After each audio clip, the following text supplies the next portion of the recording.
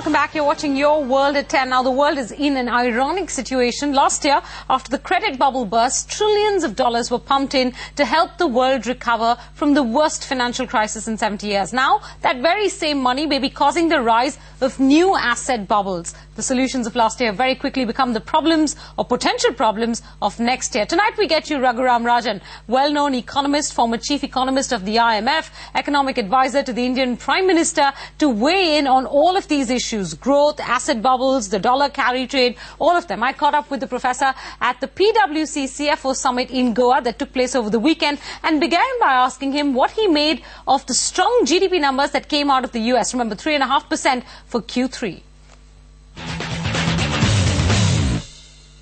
I think 3.5 was widely expected, between 3.5 and 4. And here's why. What happened was in the early part of the year, as we turned the year rather, we thought we were heading to Depression 2.0. Right. And companies were slashing inventories. We were getting a severe reaction to the financial crisis and to the impending doom and gloom in the world economy. That started reversing as all the measures, both the fiscal and monetary measures, but also the bank bailouts took hold. And so people said, well, it's going to be a great recession, not a great depression again. And as a result, since that time, the kind of inventory slashing that happened has moderated, and the stimulus has started kicking in, both of which have been very positive for growth. Now, in the US, for example, we had the Cash for Clunkers deal, which contributed a big part of the growth in the third quarter. More cars were produced because more cars were sold. Now, the question, of course, is we're going to, at this point, see some inventory rebound in the U.S. The rebound started in Asia, went through Europe, came to the U.S., going to continue for maybe a quarter or so. The problem is what happens after that, because the stimulus, it's ramping up this year. Next year it's flat or falling, and in 2011 it falls off. Now, once it starts falling off, it's subtracting from growth. Right. Even though the stimulus is positive, it's going to subtract from growth at that point. And the question, of course, is what's going to replace it? That, to my mind, is the central question amongst authorities around the world. In fact, I think all the American tax credits from the Bush era also start wearing off between 2009 and 2011, so to speak. But are you part of the camp that believes that maybe there is cause or need for a second stimulus of some sort?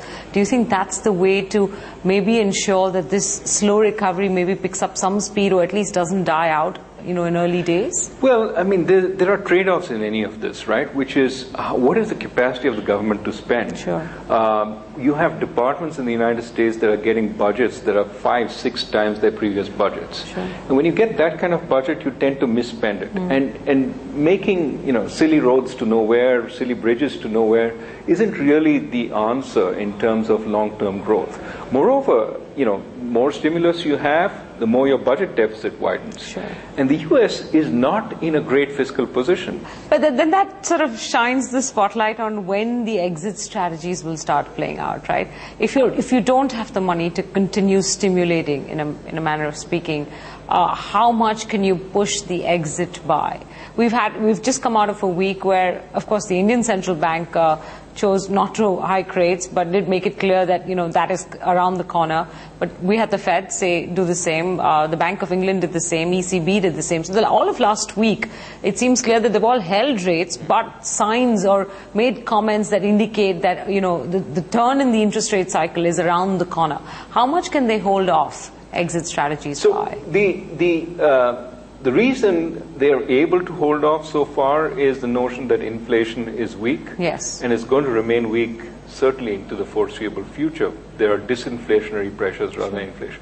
The reason they have to move, in my view, is that you have the mother of all carry trades, as Rubini calls it, but I really think it's more than that. It's that monetary policy, again, is holding at very low interest rates and is succeeding by pushing anybody who's in the really short, safe end into every other security that they can think of, into credit risk, into maturity risk, and the problem with that kind of push is it elevates asset prices, creates the potential for bubbles, Right. and implies that when you start raising rates again back to normal, there are possibilities of sharp falls in prices Right. Across a range of assets with additional consequences. So if the Fed persists in this policy too long, you overcome the natural risk aversion of the system post-crisis to actually a risk-seeking position from the system. Sure. And that was a problem. That was why we got into this mess in the first Exactly. place. It's ironic. So are we blowing yet another bubble? Yes. And that's the reason I think the Fed will move. It's not going to wait till it sees inflation. But it is going to have to move at some point to offset the asset price movement that's Okay. taking place. However, they also have a constraint, which is that if we have a jobless recovery, typically they haven't moved before you've seen jobs at least look as if they're picking up. Okay. It'll be extremely difficult politically for the Fed to move before that happens. So here's the tension for the Fed.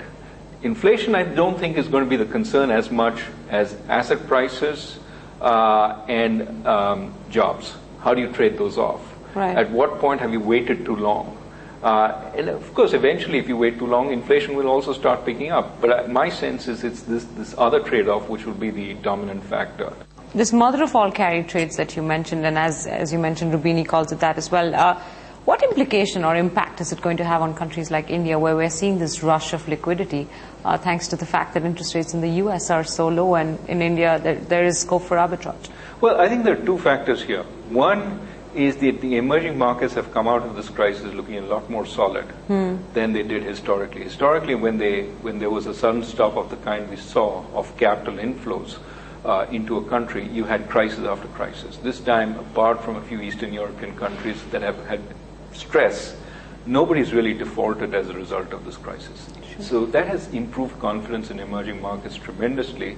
And so emerging markets now are seen as perhaps a safe haven from this calamity which has hit industrial countries. So that's one. That's a short-term effect. That's a carry trade effect. Let's go to these countries where interest rates are higher because we're getting nothing back home. But there's a second effect which is going on, which is if industrial countries are going to remain slow for the next few years and are not going to grow, growth is going to be there in the emerging markets. So these markets are going to look stronger, their currencies will be stronger, and therefore, in addition to whatever return they're promising, there's going to be the additional appreciation which is going to happen. Let me go into them. So these inflows, to my mind, are not sort of a flash in the pan. They are solid, they are longer term, which is why it's very important to think about how to deal with them in an effective way. They're not going to go away. Brazil's put a 2% tax on them. Do you think that's something that, I know I've spoken to analysts and experts and who said that, but in Brazil a lot of the money was going into the debt market. In India we already have controls in the debt market, but there are concerns about this money coming into the equities market as well, or the real estate market in India in some fashion, indirectly. Do you believe that we need to look at methods, maybe if not capital controlled, methods of being able to control this money in some fashion? So, I mean, the real question is, first comparing Brazil's situation, it had a huge run-up in the real after some depreciation. And so it's somewhat different. The volatility in the currency has been much more than in India.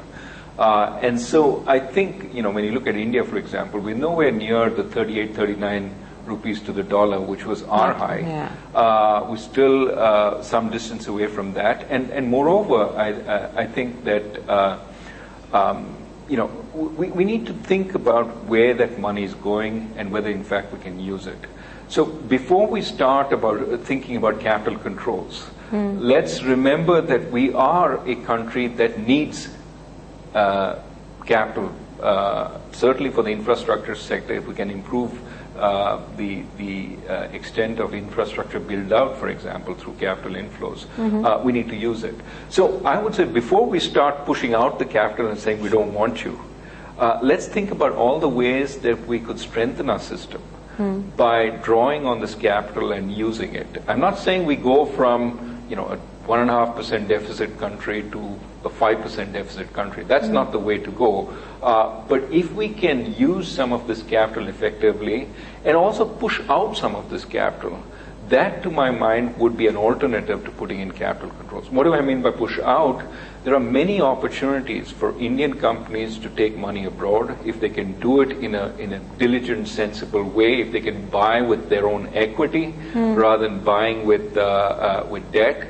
There are many outside opportunities, with India looking more for outside sort of ventures. Having capital exports might be a way to offset the capital imports that are coming in. Okay. So I think that's step one. Step two, I think, is increasingly Indians, as they become wealthier, should be looking for portfolio diversification. Don't put all your money in the Indian basket. You need to put your money across the world. So I think encouraging more mutual funds to come and set up in India, take Indian money and take it out.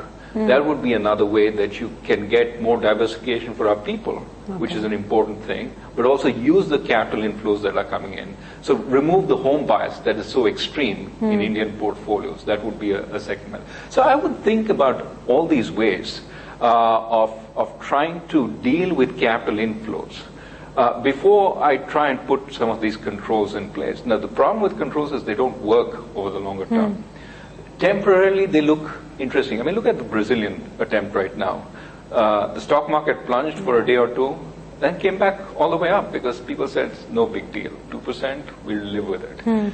I mean, my sense is you really have to become draconian if you want to have effect, and often there are many ways people get around it. So you really have to think through capital controls if you ever want to apply them. And you want to use them only as a last resort, because I think there are many things you should try before you get to the point where you need to use capital control. Professor Rajan, everything you've suggested is so much hard work. It's so much easier to impose a capital control. You know, I mean, you've said it. It's so much hard work. Who's going to do it in this system? You've said it. You've said it. Whenever we have the choice between doing that hard work and doing the, I wouldn't say the easy thing, but the attractive thing, which often is anti-market. We look for that thing because it's convenient, it's easy, and it sort of reinforces our age-old view that the market is terrible. We need to, constrain it.